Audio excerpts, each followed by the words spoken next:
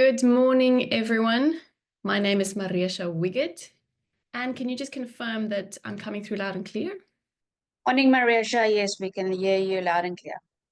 Okay, great. So welcome to AREP's members meeting. It is that time of the month again. It's always such an honor and a privilege to host everyone for this hour. Let's get right to it. It is 11 o'clock. We have some interesting information to share with you. So let's get going. A quick look at the agenda. So we are going to be looking at the statistics like we normally do, just to keep you updated on what's happening in the association, what's changed, how we're growing. And then we're going to give some feedback on questions that was raised during the AGM. That's also going to be fairly brief. And then we have some industry news to share with you. Mark Palmer is an AIA, and he is going to do that. And then we'll hear from Yolanda de Lange from IEPA. And as always, we'll open the floor to questions and answers from everyone in the room. All right, taking a look at our statistics, we just wanted to give you the basics so you have an idea. AREP's membership have grown to 4,865 people, which is great. We're very excited about the trajectory. The membership is growing steadily. It's good to have all of these people commit to being part of a body like AREP. We're very pleased with the growth. Then in terms of our company members, we have 147 companies that is committed to our constitution, to our code of conduct, who are signed up to be a company member, and then also reaps the benefits of that. They get exposure on our website. They also get mentioned in our social media posts, things like that. And then founding members, we have 21 companies that have committed to a founding member subscription with AREP, which is amazing. There's a bunch of amazing benefits added to that as well, if you are interested. And then just taking a look at the P4 tests that were written in 2025.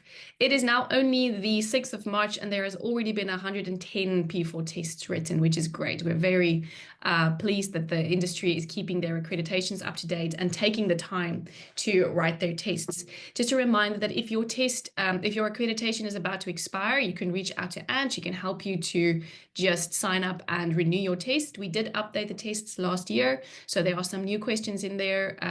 Carl and the team will definitely be looking at that this year again, making sure that we update everything and make sure that we comply with all of the changes in the standards and the IEC and SABS. All right, let's quickly look at the feedback from our annual general meeting. So during our annual general meeting, there was a question about our auditors. One of the members raised that there is a 3-year rule that we need to switch auditors.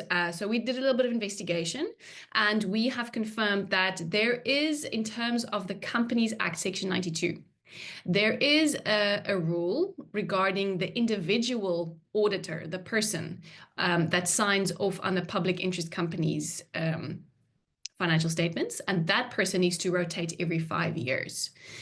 In terms of the audit firm that needs to rotate, there was a ruling by the Supreme Court of Appeal in 2023 that actually nullified that rule. It's called the mandatory auditor rotation rule, something like that. It's MAFR, auditor firm rotation, yeah.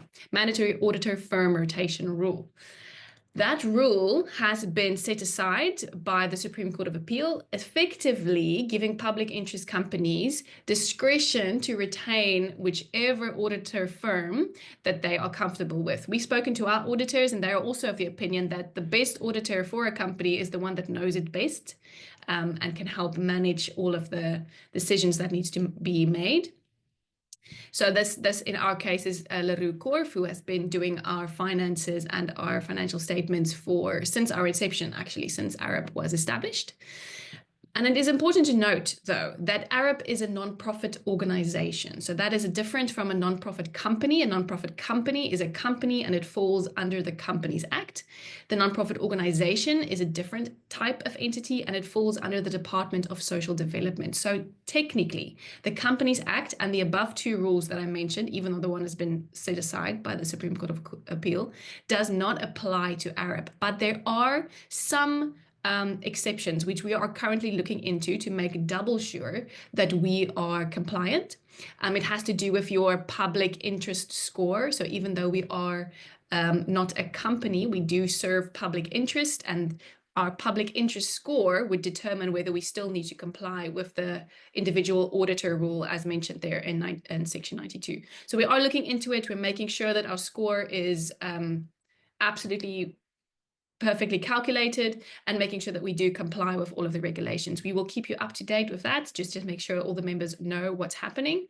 But just so that you know, we are looking into it, and we have spoken to the IRBA as well to make sure that we are compliant. So we also said that we would give you some documentation for the auditors that we have been using, and then we have also made a motion to use them again this year. The motion was that we accept the auditors that AREP's management team has suggested based on the requirement that we provide the required documents to prove that these guys are in good standing. So we've copied some of the documents into the presentation that you can see over here. These are some of their documents of compliance. I have a full set of compliance documents available. If you are interested and if you have any questions, I can make that entire set available to you. Please don't hesitate to send me a message, email me. I'm going to give you my email in the chat box. There we go. So there you go. You are welcome to ask me any questions. You are welcome to ask me for a link to these documents, and I would be happy to provide them. And then just to officially confirm that we then now adopt the motion that the treasurer and the chartered accountants for AREP for this next financial year is going to be Leroux Corf, based on the proof that they are in good standing. All right, now all of the official, slightly boring information is complete, and I'm going to hand over to Mark Palmer, who is the AIA that I mentioned earlier. Carl and I met with Mark earlier this year. We are so excited to have an AIA officially affiliated with AREP. He's going to share a little bit about himself, his history, his company, and then just share some interesting news from the industry. Mark, are you ready?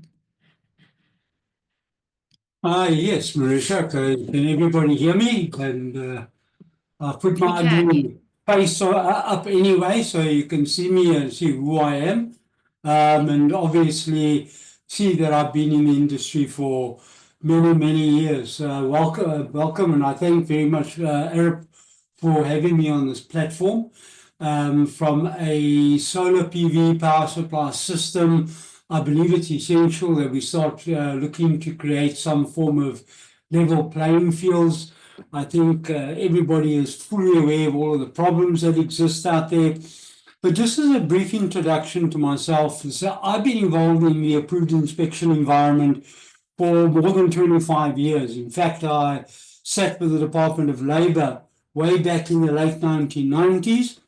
As part of a small team to put together the criteria for appointment of approved inspection authorities prior to the publication even of the electrical installation regulations as they exist now, so that we could bring about some form of inspectorate back within the industry.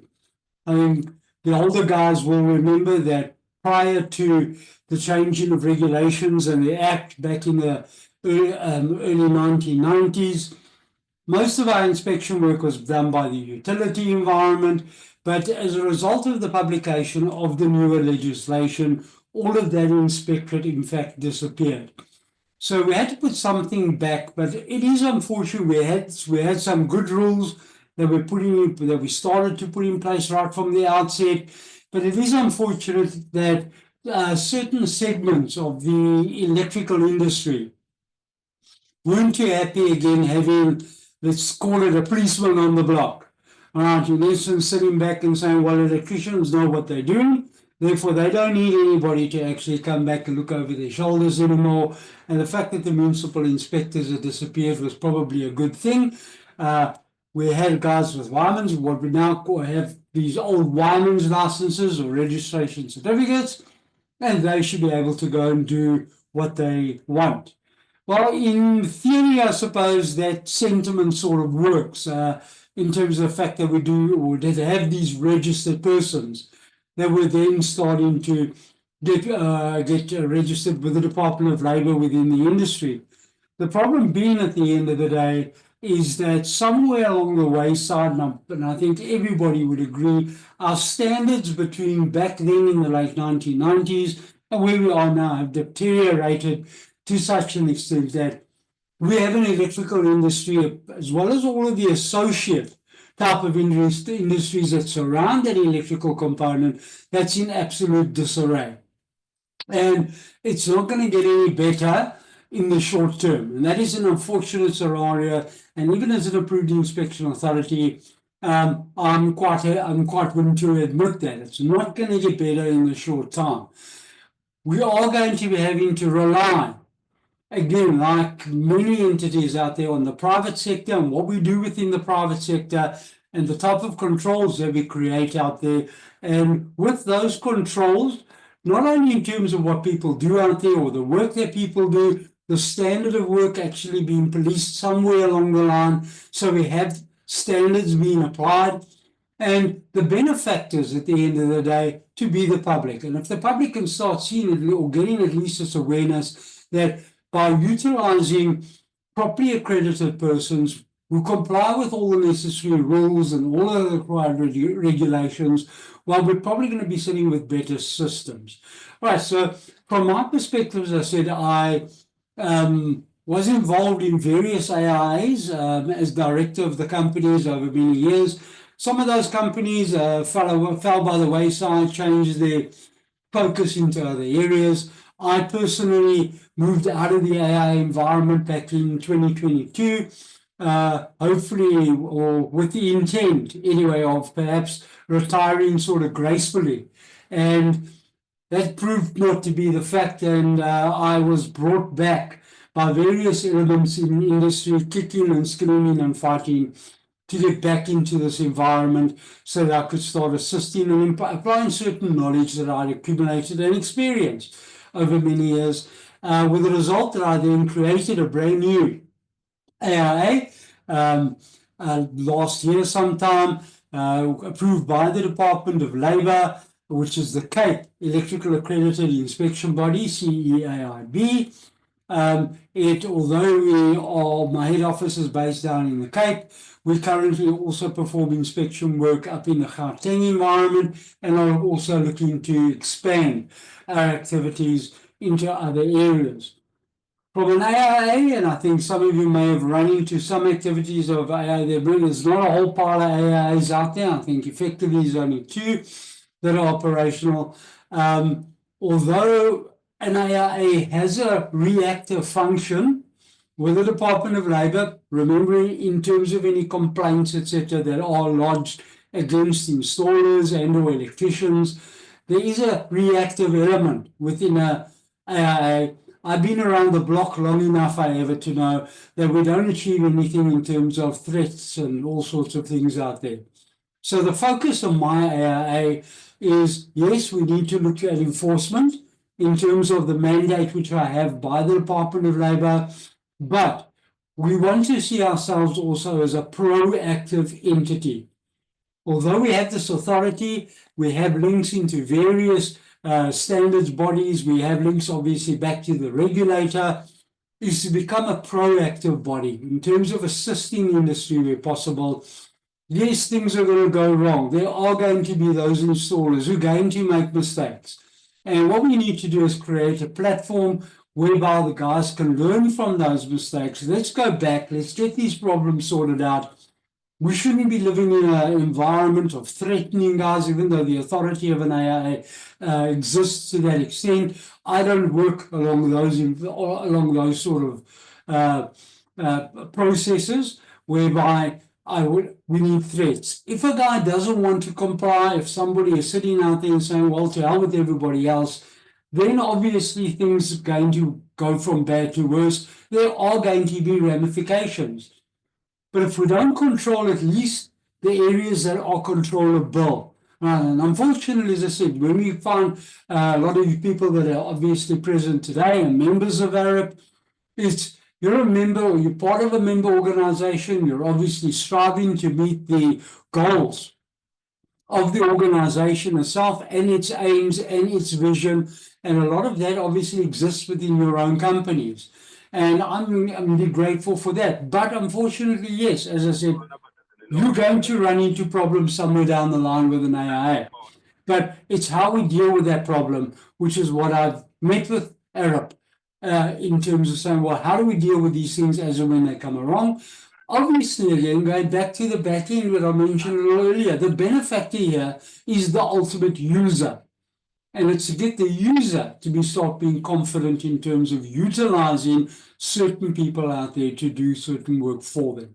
Right, so as an AIA, I am an option out there. We're not restricted to only one AIA in the country. Now I'm back on the block. So there are other AIAs where one can actually turn to for technical advice, for certain assistance out there. And as I said, when we run across problems, while I have processes where we can start dealing with those things in a proactive manner rather than a very reactive manner. Right, so that basically is where I sit as a company, as an approved body with the Department of Labour, with the authorities actually given to me within the framework of the regulations. Right, so what I also just want to touch on briefly, having just been given the opportunity to introduce myself and my company to you, is where are we currently in the industry? And as I indicated, and I think everybody is familiar with it, particularly in this whole alternate supply, the embedded generation, PV power supply systems, to be more explicit, it's, I hate to use the words, but it's generally a dog's breakfast out there at the moment. Because we have the utilities that have now stepped into this fray. Down in the Western Cape, it hasn't been a real problem because the city of Cape Town was involved with PV embedded type generation systems for years. So it's not something new to the city of Cape Town. Some of the rules may have changed and the way that they're actually dealing with it has changed subtly, but it's not something that's new. In other parts of the country, many of the utilities out there have never dealt with it. They're obviously now embarking on this whole embedded generation scenario and the grid tie and how all of this is going to happen. And a lot of them adopted the city of Cape Town sort of rules right up front because we didn't have, and we still don't have, a national basis on which we're going to apply rules for embedded generation systems.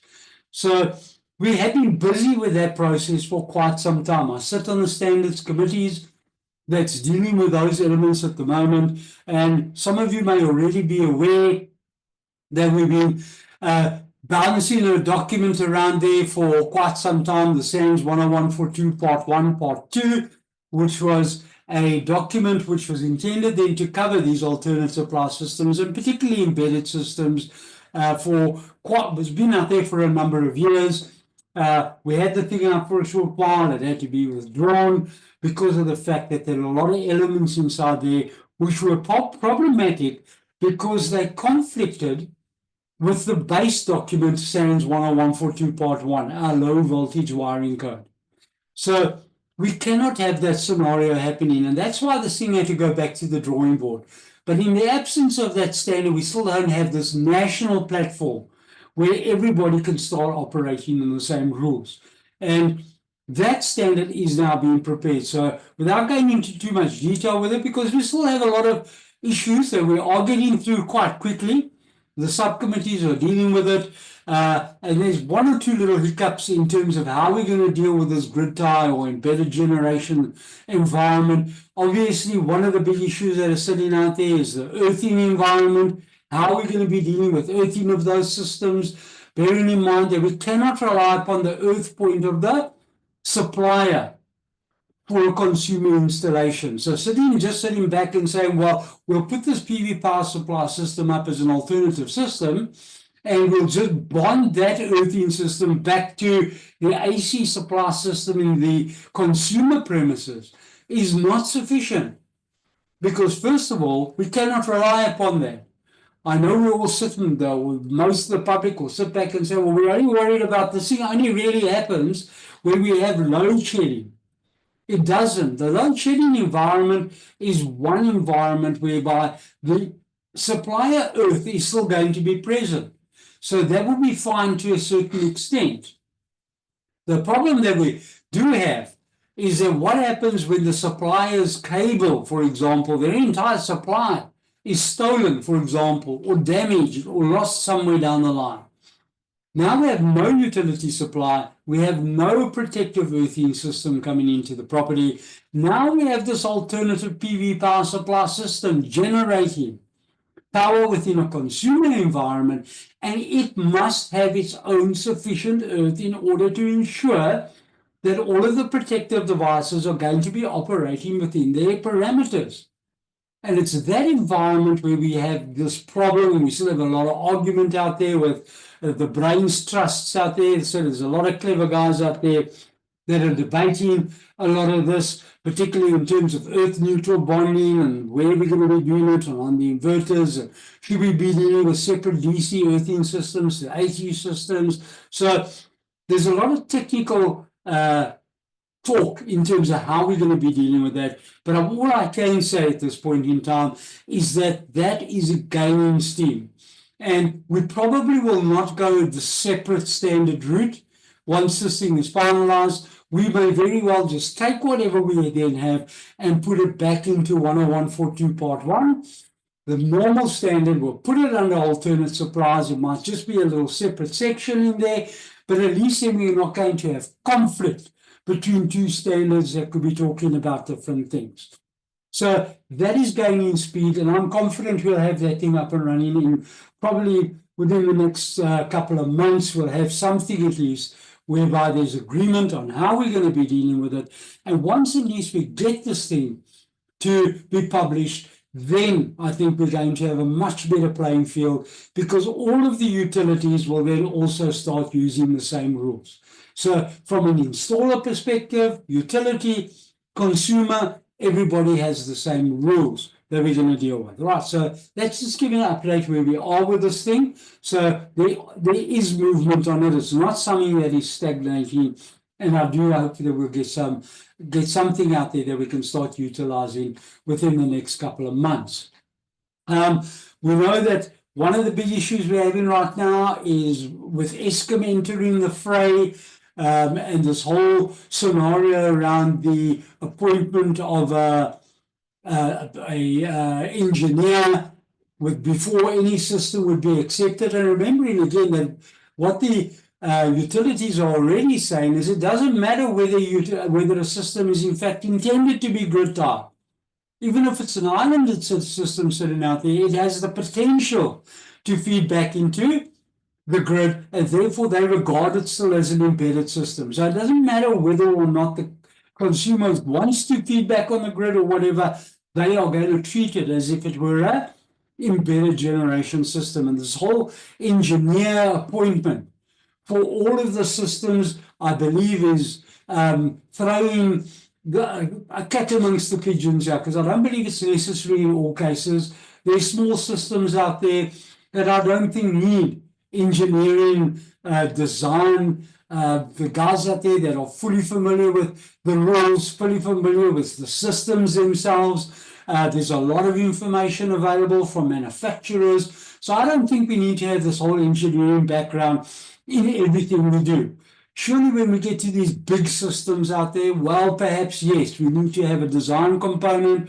We need to be looking at the engineering that's going to be linked to those systems in the long term. So how we create this balance in there, I think, is important. Eskom, I think, have jumped the gun a little bit here with that, and there's still going to be quite a lot of argument in terms of that. How do we use it? How do we utilize it in the interim? Well, that's where the dog's breakfast is, because we have to comply with utility bylaws. And if the utility is sitting back and saying, well, this is what we want, then the consumer is sitting in a scenario where they have to comply with that. Because if they don't comply with the utility bylaw, well, then the utilities are going to levy fines and all sorts of other things. So the debate around this thing is going to be still there for quite some time, although I think it may dissipate quicker than we thought, with the type of pressure that will be coming from various bodies within the industry, which is already starting to gain momentum as well in terms of creating a balance in that. Right, so that's just another brief update. And the third thing I just want to touch on, sorry, Marisha, have I still got a bit of time here, or am I taking too much? You know what? I think if it's maybe if we can do 2 more minutes, and then we're gonna go on to Yolanda. Perfect. Okay, great. Just one other thing just to highlight is we've had this big debate, and I think you've been party to it, and you hear a lot of things out there in terms of single-phase testers and PV power supply systems. And a lot of entities sitting out there saying that single-phase testers cannot sign off PV power supply systems. Now remember, we've got to bear in mind, and I think a lot of guys have got this thing the wrong way around. The PV power supply system is in fact an alternate supply system. Right, it's sitting external to the electrical installation itself, which means that when we construct this system, we have rules that talk about it. We have got the 60364 part 7, part 712 that deals with it. When we interface with an electrical installation, if I have a single phase PV power supply system, and I'm interfacing with a single phase electrical installation at point of control, there is nothing in law that prohibits a single phase tester from doing that right now. All right, so even the 10142, the current edition 3.2, there's an annexure sitting in the back of the standard, I think it's Annex M, where we change something on there because it used to talk about DC only being in the installation electrician and obviously MIE environment, but we also need to refer back to the law, which are the regulations. And the regulations talk about single-phase suppliers at point of control. Right, so that little debate is still going to be ongoing. From my perspective, I apply the law as I see it. And until the law changes, that's the way it is, and I'm quite prepared to defend anything along those lines. So I think that's an important facet just to bear in mind. It's an area I will be putting some stuff together as well to put some more information and discussing with AREP, so we can start getting a lot more information out there. All right, so I think from my perspective, that's it. I believe there are some questions in the chat with regard the inclusion of the standard being the greatest thing in the world, and absolutely. So at least we have one standard that deals with everything. The PV power supply system is an alternate supply. Yes, it has rules of how it will be constructed, but when it interfaces, we have one set of rules, one book. Right, so I think that's a great thing as well. Subcontractors to do inspection is illegal. One's got to be careful. Remember, when you're using the subcontractor, bear in mind that what I gather what you're saying here is that from a solar PV installer company, you don't have your own registered person who's going to be doing the necessary sign-off. One can still operate within the framework of the law, but one's got to remember there's a very key element in there, which is called general control. And if we are busy doing work out there and it's under the control, general control of a registered person, not just getting him at the back end to come and sign off a system that he wasn't involved with right from the beginning, that can be problematic. So how you deal with this subcontractor basis is important. So it's a very fine line that's there. So all I want you to do is be careful of how you operate. It's not a simple thing of going, put the system in and go find a guy to come sign it off at the back end. That's where problems are going to arise. You've got to get the guy involved right from the beginning so that the general control can be applied on that entire project from the beginning to the end, and then can be signed off by a registered person who's going to be duly registered. All right. We still have this argument as to whether or not the construction of the PV power supply system constitutes electrical installation work as a contractor, but I think we'll get to some grips with that thing also very shortly. And then the last question as well is, why is the DLL opposed to SANAS? Because a regulator must not be part of certification of competent persons to take AIA. Well, remember, there are two things here, just quickly. SANAS is an accreditation process that the Department of Labor look for when appointing approved inspection authorities. Right, so there are processes in terms of how that gets done. We have two different types of inspection bodies out there. We have what we call voluntary inspection bodies, and we have regulatory. I'm a regulatory body. how one goes about accreditation in some of those environments is a little different. So Labour are not opposed to it. SANES is an integral part of it. It's just how the accreditation process takes place and the period of time that SANES are involved with accreditation. So accreditation approval with the Labour is an element that gets done out there, but it only applies then to regulatory bodies. Right, so AIA, the SANES environment is a prerequisite. It's just the process of the SANES accreditation and Labour approval that is governed by certain documentation that is out there. All right. My phone number? Yes. Mark, can I stop you there? Can I ask you to share your contact details in the chat box? And then we're going to do Yolanda's talk, and then we can do another Q&A at the end. So if you still have questions, Mark, and you would like to no, that's do another Q&A. 100%. Okay, and I'll pause the quiz for now, and then we can come back to the other. Okay, perfect. Great. Thank you, Mark. Please post your questions in the chat box if you still have any. We'll try to get to them at the end. And then I'm going to hand over to Yolanda. She's from IEPA. She is the Executive Director at the Institute of Energy Professionals Africa. And we're going to listen to what she has to share. Good morning, everybody. I'm coming from Cape Town, the African Energy in Durban. I'm here. And nice to see Mark again. Many years ago, I was the editor of Sparks Electrical News, and I was the bad girl who released the AIA news, the very first launch of the very first AIA, and the whole industry was turned upside down during that time. So I still remember all the drama clearly, and it looks like the drama has not subsided, but it's nice to see a familiar face again. As Marita says, I'm from the Institute of Energy Professionals Africa, and we are busy with a project in Mpumalanga, but we will be doing more projects after that as well. And today I would like to show those that have not heard my presentation yet on about energy performance certificates for buildings and the business opportunity that lies in there. If any solar business is a little bit slow, there will be other work as well. So I'm just going to go through it as quick as I can, and then I'll allow for question time. So basically, we're busy with a skills program in Mpumalanga. So if you're based in Mpumalanga, I'm really keen to talk to you. We have 75 students, and we're busy with 3 TVET colleges. And the qualification we're doing is the occupational skills program, EPC practitioner. It's QCTO accredited. The project currently, we've finished everything, and they are now preparing to go to work to do their work assignment. And whilst they do their work assignment, this will be a new topic for quite a number of people, although there are some AREP members who have already taken some of our students and are now offering energy performance certificate for building services, because it complements the solar and the electric contracting services.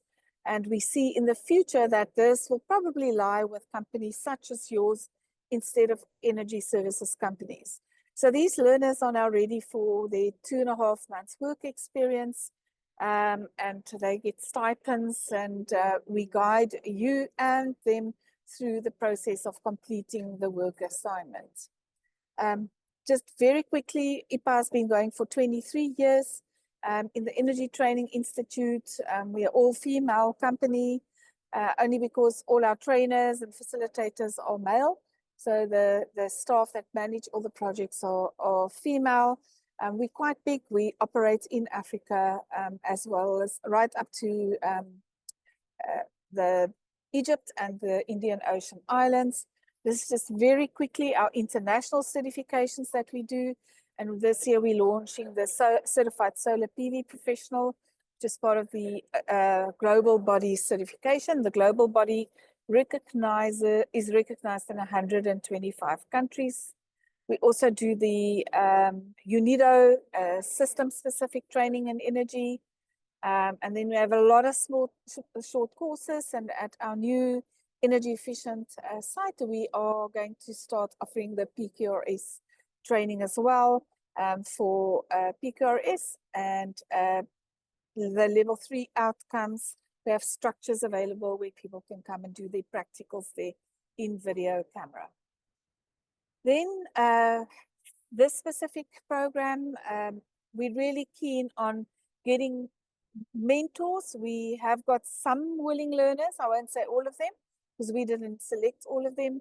But we are looking at assistance. We have got funding from GIZ, Energy Water SETA and the UNDP, where we're training the learners and paying their stipends. So we are looking for willing employers, and your fee to go through the introductory training is included as well. What is an energy performance certificate? It's like an appliance label that now has to be displayed in the foyer of a building of certain categories of buildings as well as certain sizes of buildings. And it's a regulation that's due the 7th of December this year. However, I doubt it will be achieved, although an extension has already been granted. Indications are they're not going to grant another extension because they've put another step in place to cover that. But we'll teach you all about that. Then the assessment of the building checks how energy efficiently the building is being used, and then the certificate is issued. There is a law that there's a penalty if they don't comply, and it's anything up to 5 million rand per building. Not that we see that happening. So what it has done, it has stimulated job growth. It has stimulated, we have got some contractors that have joined previous programs because we've been running these programs for 3 years now. They've joined previous programs and they actually have divisions now that do EPCs. EPC sort of complements a COC or when you go and install a solar system. Currently, there's about 250,000 buildings in the 4 categories that need to comply. And just to note, there's 16 building categories they want to expand it to. But currently, it's only 4 building categories. And the work that is available is over 200,000 buildings that the government actually does not know of. And those are the buildings that electrical contractors usually serve. So the buildings that are registered is 20,000 now on the register, just over that. However, those are mostly the buildings being managed. The energy is already being managed by either the Green Building Council or an energy services company. That leaves over 200,000 buildings untouched to improve their energy performance, but also untouched in having an energy performance certificate. And most of them don't even know they have to have it. Currently, there's only 64 registered professionals, and we've produced basically most of them. And SANEDI is the body that registers these professionals under the Energy Act and under the guidance of the Department of Energy and Electricity. So in less than, 9 months, they need to do over 1,000 certificates a day, which is over 20 per signatory per day, and the market value is estimated at 5 billion. That's only to issue the certificates, which is calculated at about 30,000 Rand a certificate. If you take the energy they'll save when they know where they are, that market value or the savings is quite significant that can come. There's less than 270 energy services companies registered, and those are the guys mostly doing these certificates now. However, they have got some challenges in that they have a conflict of interest, and I'll discuss that soon. So as newcomers in the industry, you can be operating as an EPC practitioner to get a building ready to be registered on the National Building Energy Performance Register. And then the registered professionals can verify the third-party info you've put together and sign the certificate, and that is how it is operating now. So there's a lot more practitioners than there are registered professionals at this stage. but there is a possibility after 2 years that you can sign your own certificates. So the conflict of interest for ESCOs is they're now issuing their certificates, and it's an opportunity for them to see where the building ranks opposed to others in the industry and opposed to in comparison with what the standard says. So they're now going back to do improvements on those buildings, which means they cannot issue the next EPC, as they can't audit their own work. However, solar installers, your installation does not affect the operational efficiency of the building. It merely adds a alternative energy supply, renewable energy supply, and serves as backup power, but it doesn't change the operational efficiency of the building in accordance with how it's worked out on with the standard and the regulation. That opens up the market for you to get involved in this. Seeing as you're going to those sites anyway, you will be able to tell people of the regulation and get the EPC done together with any other work you do. Utility management companies, also ideal, consulting companies, etc.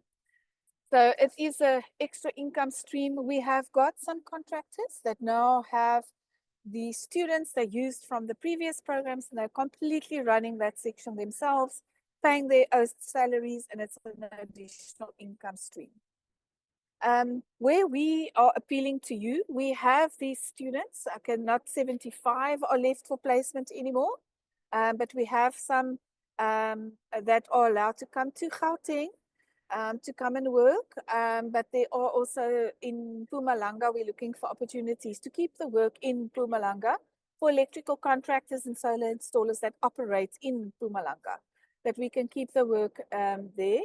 You will benefit from learning with a student because you supervise the assignment, and we offer mental support so that you understand what to supervise. So you basically get trained in it online as well so that you can assist them. So we're starting with placements. Well, we've already started placing this week, and they finished the end of June. So it's not a long period to learn. We need a building that's 1,000 square meter or larger gross floor area. And that's the building envelope. So it's not the external areas of the building for them to complete the assignment. And then we would require you to mentor the student. Say maybe the first day it would be the whole day to get them used to your company, and thereafter, so maybe 30 minutes a day just to make sure they get going. And when they're done with the assignment, they can assist you with other work. Most of the students are electricians. Quite a few of them are qualified electricians that couldn't find jobs. So they can be useful to you. Some of them already have done solar training, and some of them are plumbers as well and can do solar thermal installations. So what you will learn is through the assignment guides you on how to do this, which the student has to do, and we will support you in this as well. Section 1 will go into understanding the requirements of EPC, the laws, the regulations, where you have to submit. And we also introduce you to the stakeholders in the industry through online platforms. Then we go into planning, how to do an assessment, how to work out what to quote if you had to do this, what questions to ask, determining how long a program, EPC will be, and what measurements you need to take and what is available on the site. Then the site visit, we go through how you go and collect the information and verify any third-party evidence you get, as well as then in section 4, where we take them through how to calculate what the data they need and how to analyze that to put into the report that they have to present and the EPC that they then can issue. So the POE they put together is actually the POE that the quality assurers of the Department of Energy and Electricity uses to check that the work was done correctly when an EPC is submitted to SANEDI. So this is a very entry-level program pitched at NQF Level 4. So it basically skills some of the electricians vertically horizontally in their career paths, but in a different direction that can still contribute to the work done in an electrical contracting company and a solar installer company or any energy services company. After that, if you are interested to continue with the student, we are looking at taking them further, that they go up to the point of getting international certifications. And we have a number of students that already have achieved that out of the groups we've done that, and they become employable after that. And they also, these certifications help you tender for jobs. So this is just, we have done few. This is Wally Weber. He's from Black Dot Energy. They do biomass, but he's also an electrical contractor. They also now have a separate income stream, and that's his one student. Her assignment was actually her first EPCs that could be signed and submitted. Our students are already registered. These are some of our students that found jobs at quite big companies, and they're already registered and they're signing certificates, and they're all electricians. Everybody here that you see is an electrician that have only, couldn't find jobs, came into this industry. After a 2-year internship, they're now signing certificates. We also have 2 of them that are quality assurers for the Department of Energy and Electricity. And here are some of them that have achieved international certifications. So this is the end of my presentation. I'm appealing to anybody here who is interested. I think I can post the link here where you can apply to host a student. I've put the link in the chat box.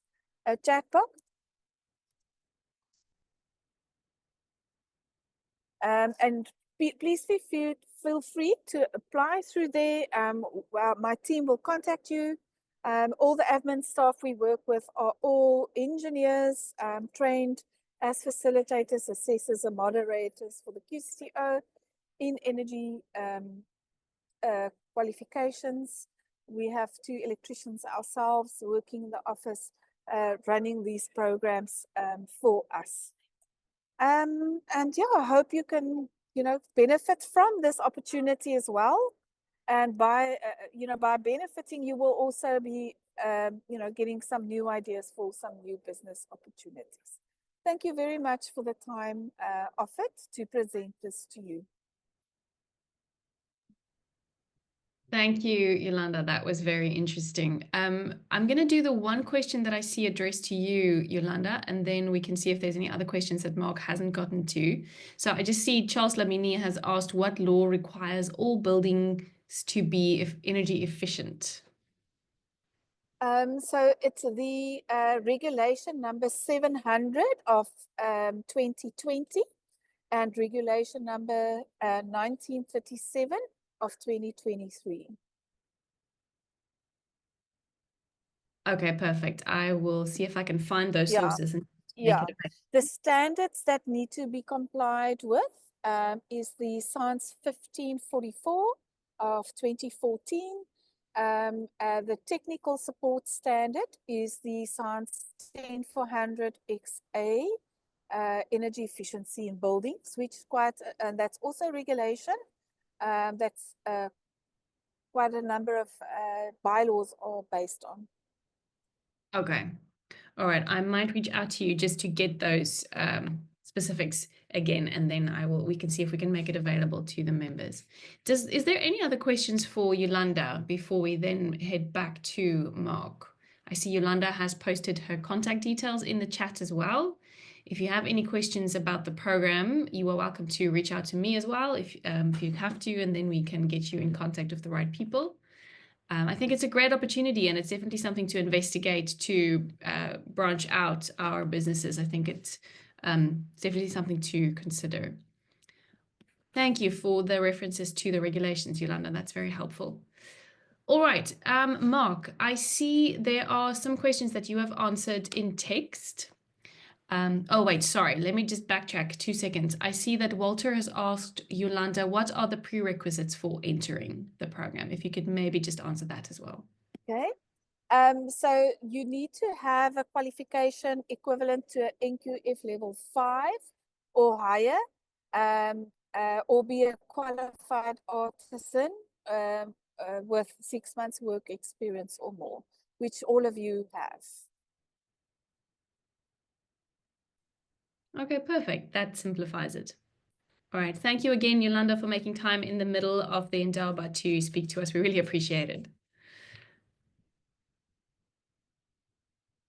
All right. And then Mark, I see that you have answered some of the questions in the chat already. Is there something that you wanted to address in person still? We have about 10 minutes until 12 o'clock, and then we can still keep to our 1 hour limit with these meetings.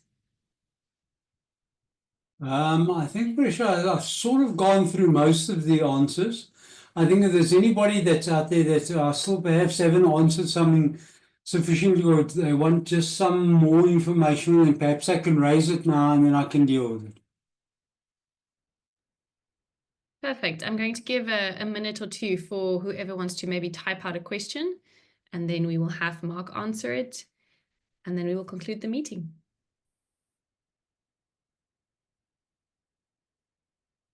I do see, sorry, there was a last question there from Werner. Talking about if it was acceptable if we bond the solar array to a dedicated earth, which in return is then bonded to the existing utility earth. This is where my previous comment where I raised the issue of the debate is that on the solar array, the debate is surrounding the fact that we need a separate DC earth path on that. So DC components effectively are sitting with their own earth path as part of the DC component of the PV power supply system. Because what we're looking at is in terms of how DC is going to be operating with their DC earth in relation to the AC earth. And there are many out there, when I talk about the brains trusts out there, the engineering out, there are a lot of them that are heading down the road of saying we should not be bonding the DC earth back to the AC earth. So although ground is ground, in essence, we don't have these two earths sitting within the same consumer installation being bonded together. Anything on the AC side of the inverter obviously must then be bonded back to the consumer earth terminal, which is connected back to the supplier's earth. So from a risk perspective, and this comes basically from a lot of case study that has been done, in particular the DC environment in Prosso, where they ran into many losses relating to combining DC earths with AC earthing systems, to an extent that they no longer do that. And a lot of that experience that has been gained out of huge losses in that environment, they're actually applying to this. So that is where we are with that debate, and I think that will be clarified very shortly. My perspective, we need a separate DC earth path for all the DC components. The AC will all be connected together. They will all be bonded together. But the array, any other DC components that are looking for earthing, we should be sitting with a DC earthing system. Obviously, we need to measure that DC earthing system still to ensure that it's effective. But that is my viewpoint on it until we get some clarification in the standard, which then says, listen, everybody's going to apply the same rules. But that is my feeling on it. Keep the DC earth separate from the AC earth, or AC components on the load side of the inverter effectively then connected to the AC earth.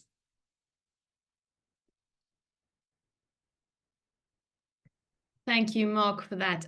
Donovan, I see your question on, is the regulation or SANS going to be updated to allow the single phase tester to install and sign off on solar installations? So I'll just from my side answer what I know AREP is working on at the moment. Carl Ballack, who stands as the president of the association, has been engaging with the Department of Employment and Labour specifically on this issue, because we feel that this confusion is creating job losses and is detrimental to the growth of the market. So he has engaged with the Department of Employment and Labour and with the Chief Inspector. They had multiple meetings, and the Chief Inspector has confirmed that the single phase testers are allowed to sign off, but she has done so vocally, but she hasn't put that in a formal statement yet. She has committed to asking her team to put that in a statement and issue it, but that has not happened yet. We have been following up every week with the department to ask them to issue the statement as promised, but unfortunately that has not happened. It's been 9 months since we've started this process and they have not issued it yet, but we are on their trail. I see that 5 o'clock this morning, Carl sent another email to try and get this resolved. So that's from our side. Mark, do you have additional information on that? No, I agree. The Department of Labour, as I said, I know a long time ago, in terms of their senior directorate, already made a statement that they had no problem with that. What they were looking for was that the single-phase tester at least have some additional training. And obviously that would then come about in terms of the P4, etc., so that they had a better understanding of what they were doing when they were dealing with these solar PV power supply systems. And as I said, even when we look at 10142, the current edition 3.2, we now refer back to the regulations. So if we go look at the electrical installation regulations, we see very clearly there in terms of the definition of a single-phase tester and how that person is going to operate. So we just do need some absolute clarification, but I know the Department of Labour a long time back already, senior directorate had already indicated they weren't going to have a problem.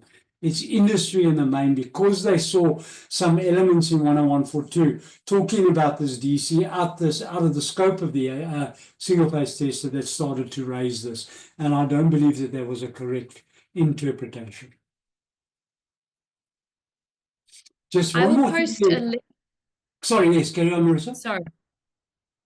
I will just post a link to the first meeting that was held in 2023 with the Department of Labour, where they actually confirmed that according to the department, a single-phase tester is allowed to issue COCs on a single-phase installation. That's the meeting. So you can go watch that meeting. Yes, that you can watch that, and you can use this as a referral if you ever need to. But we are hoping to get the document soon. That's all we need. Yeah, just as a quick one, I see Nicholas, you raised the question there with regard to the 60364. Remember, you've got to see the relationship between the two standards. 10142 Part 1 deals with all of the AC. Remember, 10142 Part 1 also covers DC up to 1500 volts DC, but it looks at a separate standard dealing with PV power supply systems. And that's why, if you look at your clause 7.12, in sense, you see the incorporation or reference to the normative standard now 60364. The 60364 does not deal with AC components. The 10142 Part 1 already does that. All that the 60364 is doing, it's dealing with the DC component. So you won't find AC being spoken about in that standard because the AC is spoken about in 10142. Right. So that's the relationship between the two standards.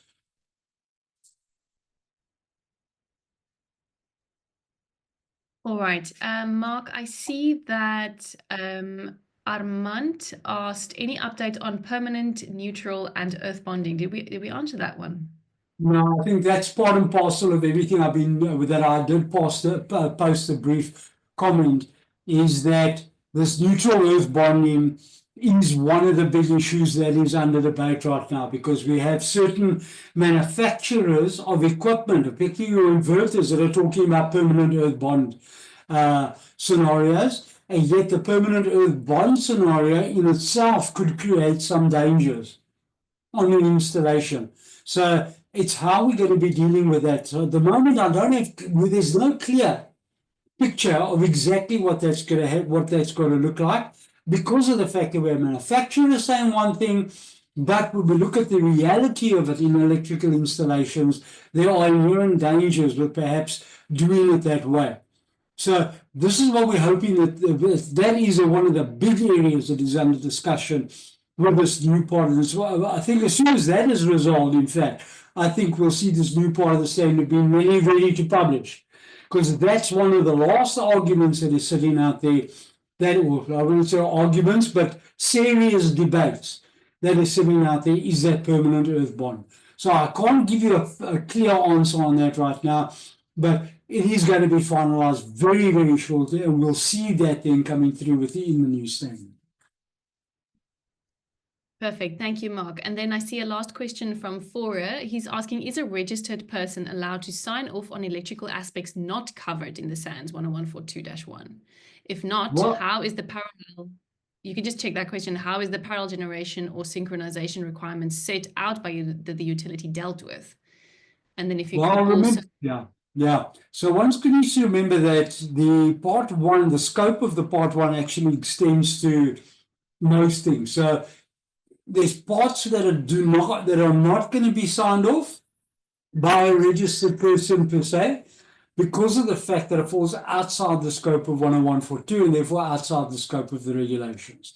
So anything that sits within the scope has to in fact be signed off by a registered person. So when we start getting into the code generation, all that, remember that's the aspect that's going to have to be signed off by a registered person. So the minute I bring this system and I interface it into a grid tie system by utilizing whatever rules are going to be applicable with that part has to be signed off by a registered person. Insofar as the PV power supply system is concerned, in essence, we know that there are test reports that need to be included in the normal COC relating to the DC component of the PV power supply system in itself. So registered persons are going to be involved in this one way or another. The grid tie, absolutely, as far as the grid tie component. Remember, that's all we want you to do. 10142 deals with the AC. The 68364 deals with the PV power supply system. It's how do we interface that into the AC system as a grid tie. And it's only that small component that this new standard has to have all the clarification of how that's going to be done and who's going to be taking responsibility for that.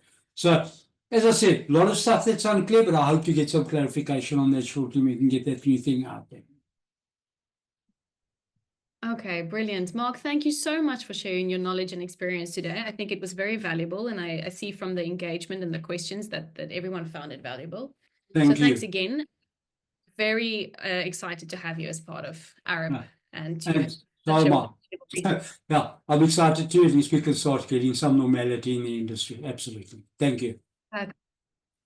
All right, everyone, it is 12 o'clock, so we are going to wrap up. If you have any other questions for Mark, you can find his contact details in the chat. You are welcome to contact me as well. I can put you in touch with Mark. And if you have any other questions for AREP, as always, you can reach out to myself, to Anne, or to Jocelyn, and we would be happy to help you. Have a lovely Thursday and a wonderful rest of the week.